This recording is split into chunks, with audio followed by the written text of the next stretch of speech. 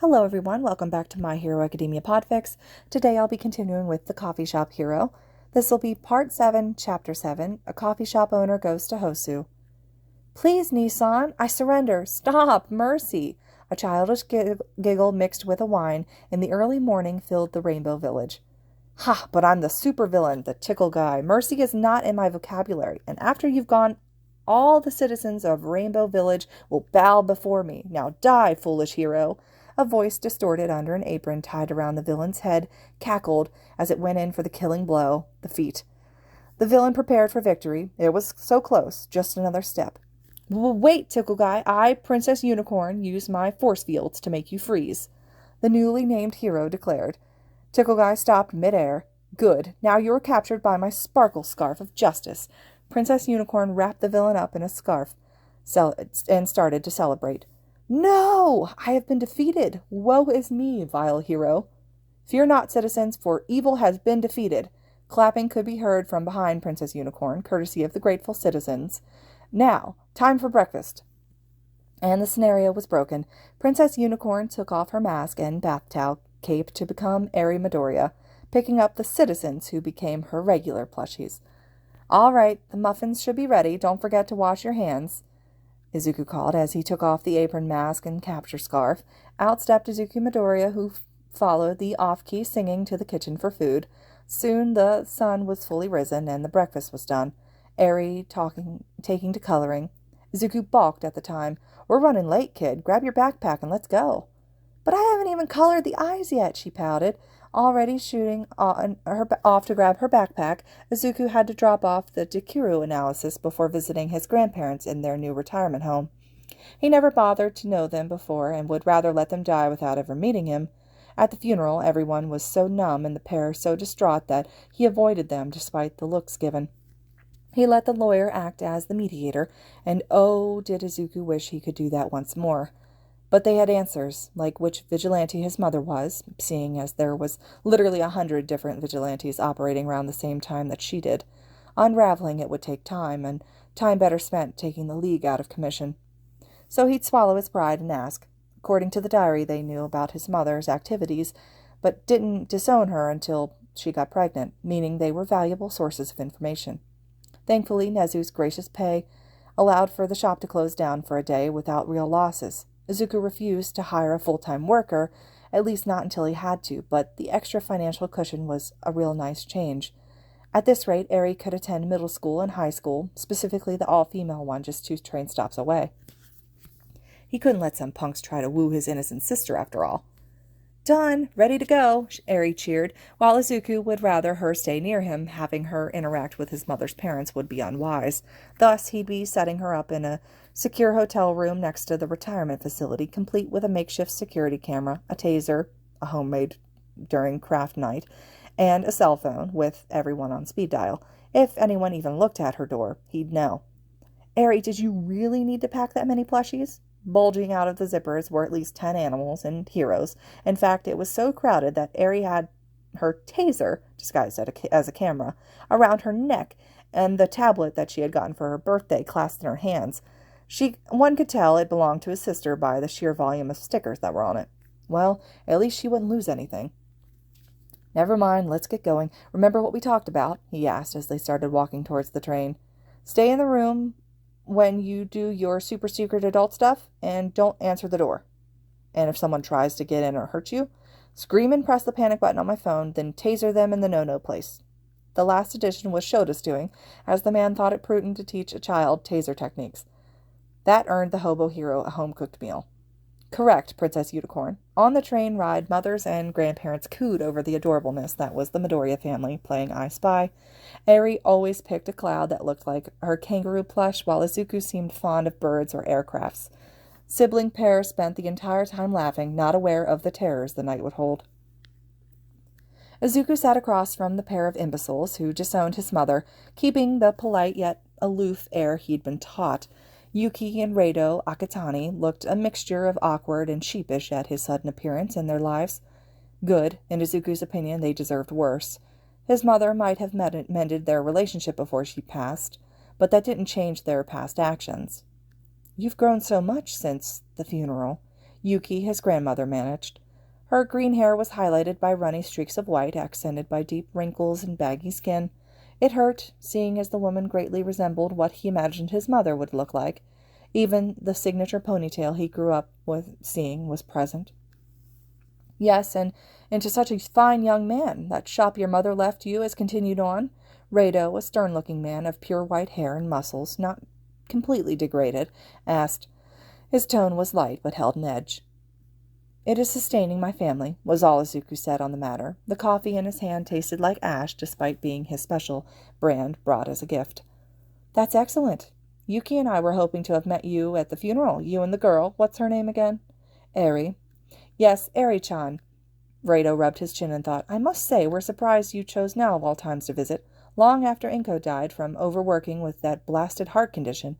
Being a mother having to support children is hard, and my daughter was told, or warned as a teenager, not to have children. Her health was never the best, you see. Ah, there it was. They blamed his mother, dying on him and Eri. Many people did, thinking that having 2 children and running a coffee shop led her down the road that of many single parents, literally collapsing from overwork. Her sickness was a private matter, though, not something he felt the need to spill. And even if he did, they'd find some other way to blame the quirkless son and the small, needy girl. Screw them, in Izuku's words. Shh, Rado, we talked about this, his grandmother whispered, harshly. While she seemed repentant for Rado's outburst, she didn't seem too keen on saying Inko's death wasn't Izuku or Eri's fault. It was, he knew it was, but they should have the tact not say it. It's perfectly fine, Yuki-san. All Midoriyan members know how to take unjust prejudice and anger. We are most excellent hosts, after all. All was said with a smile, that yet felt like venom, judging by the looks on their faces. Why, you, how dare! Oh, apologies, did I say that out loud? You must understand, as someone not able to attend high school, I never learned tact. Working with my dear mother, after she was stupidly disowned, causing us to learn how to support ourselves, took too much of my energy growing up. Tense silence filled the air, taunt with accusation. Neither side breathed or dared break eye contact. Finally, Yuki, his technical grandmother, broke the unofficial competition. Why don't you just tell us why you're here, dear? We all know it isn't for a reunion, and certainly not for the coffee, delicious as it is. Not as good as Inko-chan's, Rado muttered. He was silenced once again with a glare. That is acceptable. Izuku's coffee was carefully placed on the table, and the infamous journal was pulled from his suit jacket. He had considered dressing in street clothes, but seeing how put together he looked compared to the shells of people in front of him, made the stuffy suit actually worth it. He had bad fashion outside of work, but did his grandparents really think horizontal stripes went with wave patterns? Tell me about my mother's vigilante career. Cups clattered on the table, coffee pouring everywhere. Wordlessly, Izuku pulled out his spare cleaning rag and wiped it up with a blank expression. We don't know what you mean by that, dear. Oh, I think you do, seeing as, and I quote, weren't as angry even when my nightly activities from high school came out. Who knew that breaking the law was less of a disgrace than a pregnancy? Now, why would my mother say that? Later on, she mentions being a vigilante duo with a childhood friend. What do you want with us, boy? Rado clenched his pant legs. I want the truth. No lies or half-assed attempts at covering the past up. You will tell me. It's the least you can do. Izuku let that ring out. The ball was in their court. If they refused, he'd have to do things the hard way, or find another method to extract their information. Fine. Inko was a special child, ever since her quirk manifested. Izuku raised an eyebrow, knowing his mother always talked about how weak her telekinesis was. Yuki sensed his disbelief and snorted. That girl was a master at getting the other children, or really anyone but us and her friend, to believe she could only pull 1 pound at a time, even if her limit was about 10. While still nothing to write home about, our Inko, she was so clever about how she could use her quirk. Inko kept her quirk quiet and wanting to become an underground hero with her childhood friend's show. Why didn't they? Why'd they become vigilantes? He asked quietly. Because a hero killed Sho's father, Yuki said tonelessly. Izuku sucked in a breath. That would make anyone want to destroy the system. Worse was that bastard made those government dogs cover it up, talking about early retirement. A so-called hero killed a good man because that man tried to stop him from shooting a robber. Yuki patted her husband to stop his rant. You see, Izuku, Sho was taken hostage by a bank robber who had already escaped several attempts at capture. The hero wouldn't wait for backup. He wanted all the credit. His attack would have hit Sho, even if it would have been non-fatal. Sho's father, Rampo, took the brunt of the attack. An electric bolt. He died 5 days later in a coma. Heroes were not infallible. Just looking at Endeavor's property damage was proof enough. But rarely did one, even one looking to gain more fame, justify hurting a civilian to take a villain down. Yuki's continuance made him rise from his thoughts. Rampo's death broke the two, as he was an uncle figure for Inko. But our baby girl still wanted to help people. Inko signed up at a local high school claiming she wanted to be a businesswoman, but at night she'd go out with that boy to stop crime. The brats never got caught either, even at their high point. As her mother, I knew something was wrong. During her first and second year, she stopped letting me in her room for talks and insisted that she did her own laundry. I thought and hoped that she was dating Sho. It was always our hope that they'd get together. But you found out she was a vigilante, right? Was his mumbled question, and both nodded. She came home after they took out 2 rival gangs in a war, bloody with 3 broken ribs and a concussion. Sho wasn't much better.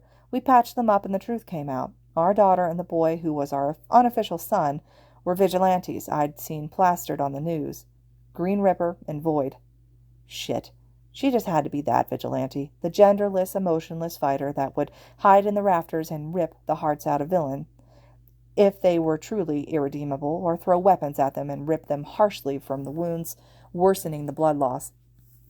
The vigilante, his mother, Izuku's mind supplied, was only given the moniker Green by their green-handled weapons. Void, their suspected partner in crime, would open blackish voids in the room, allowing knives to fly out randomly. As far as he knew, Green Ripper suddenly went off the map around his mother's 16th birthday. Void stayed alone, becoming more and more bloody, before disappearing shortly after Izuku was born.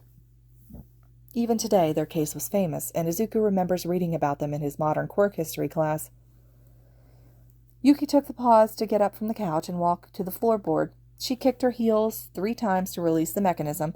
As the board lifted, the older woman picked up a book and cradled it to her chest. This was our daughter's diary from her 3 years in that life. After she stopped and let us help her, she gave me this as a show of trust. Sho, though, kept going out. We tried to help him too, but the boy was on a mission. But they stayed close, even as Inko focused on school and wanted to go to school. But then Hasashi came in the picture, and he wooed my baby girl away, bringing her home one day with a positive pregnancy test, and my baby girl wouldn't listen to reason, wouldn't agree to give up the baby. You mean me, Izuku cut in dryly. Yes, you. She wouldn't give you up and go to college, insisting she could manage raising you, even marrying that bastard.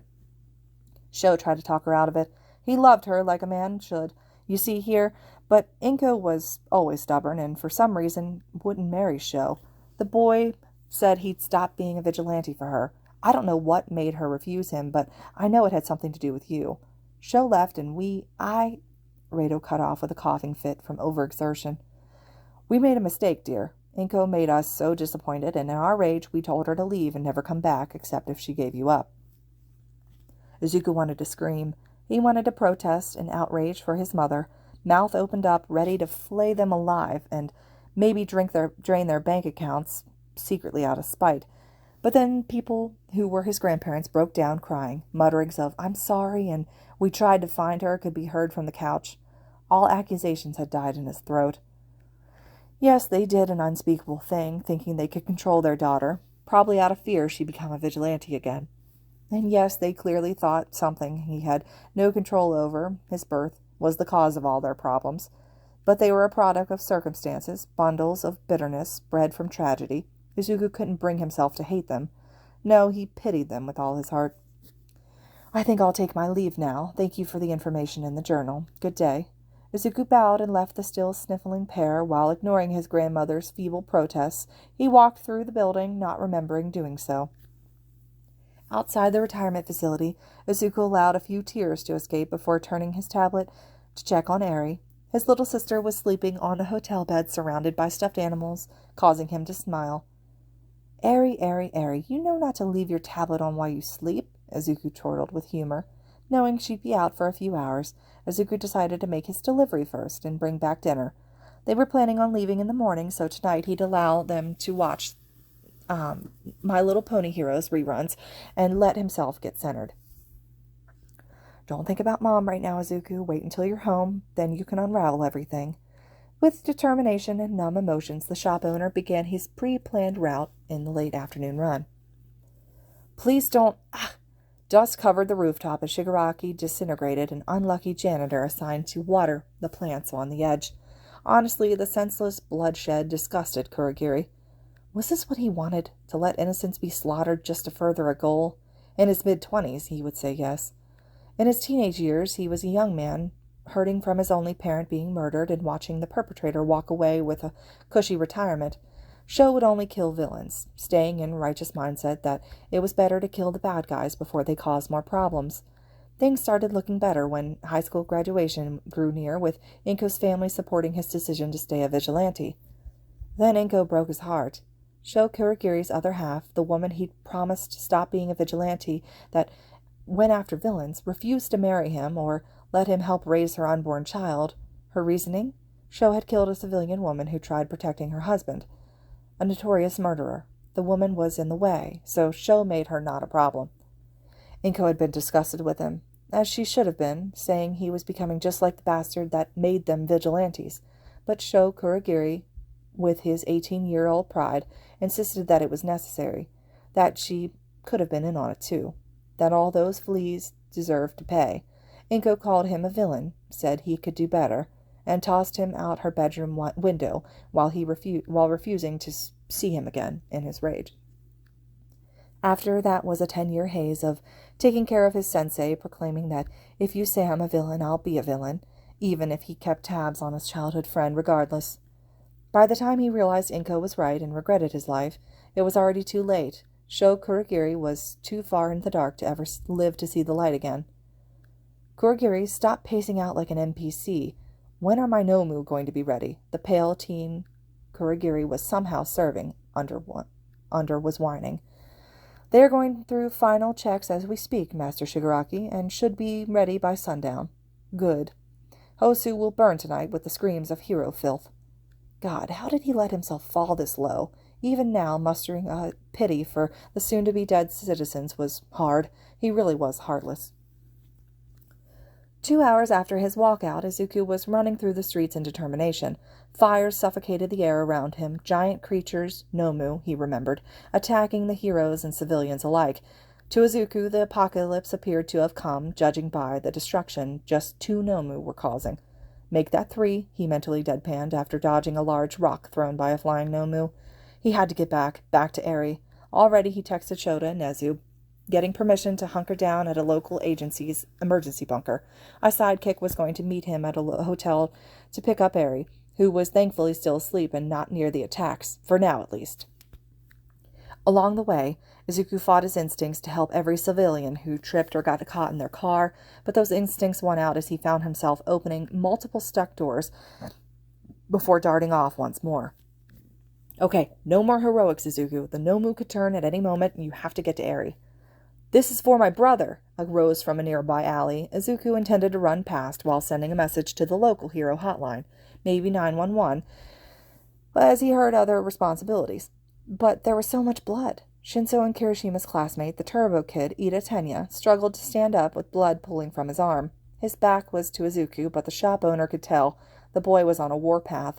Closer to Izuku was the hero native, pinned to the side wall by a knife to the shoulder. The hero pleaded with his eyes for him to leave. Izuku could see why. Stain was the one Ida Tenya stood against. Thankfully, his angle near the dumpster kept him hidden, meaning he could feasibly follow the hero's silent orders. Logic dictated Izuku back out and the call for heroes or run to go get help. He was a civilian, after all, who had a sister sleeping in their hotel room, unaware of the chaos outside.